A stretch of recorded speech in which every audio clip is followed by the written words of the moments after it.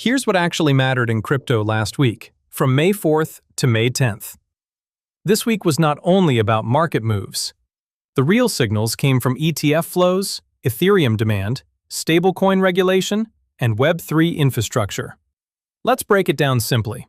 First, Bitcoin ETF flows. Bitcoin ETFs started the week strong.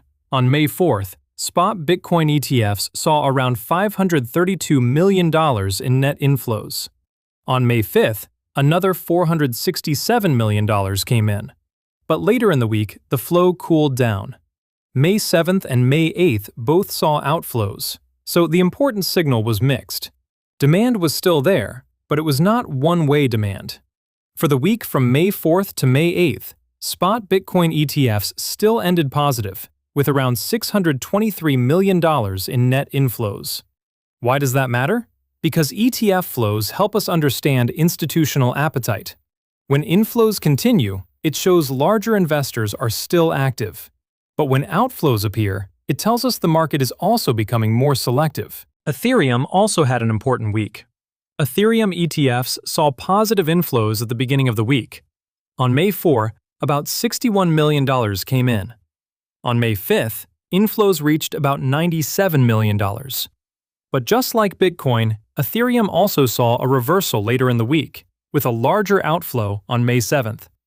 The simple takeaway is this: Ethereum demand improved, but it was still smaller and more volatile compared to Bitcoin. That matters because Ethereum is not just another asset. It is the main infrastructure layer for many DeFi apps, stablecoins, tokenized assets, and Web3 tools. So when Ethereum ETF demand changes, it can tell us how investors are looking at crypto infrastructure, not only crypto price. The third signal was stablecoins. Stablecoins are becoming more important because they are not only used for trading anymore, they are also becoming part of payments, settlement, and cross-border finance. That is why regulators are paying more attention. On May 8th, ECB President Christine Lagarde questioned the need for euro stablecoins and warned that stablecoins could create risks for financial stability and monetary policy. The Bank of England also warned that global regulators may face tension with the US over stablecoin rules, especially around convertibility and cross-border risk. So the message was clear. Stablecoins are no longer just a crypto product. They are becoming a serious financial infrastructure topic. The fourth signal was Web3 infrastructure. Base Azul, Base's first independent network upgrade, was scheduled for mainnet activation on May 13th. Why does that matter this week? Because it showed what Layer 2 networks are trying to improve: security, performance, and developer experience. Base said Azul had already reduced empty blocks by around 99% and supported multiple 5,000 TPS bursts during testing. In simple terms, this is not a flashy consumer app. It is infrastructure work. And infrastructure is what makes crypto cheaper, faster, and easier to use in the background. So what was the real message from last week? Bitcoin ETF demand stayed positive, but became less one-directional.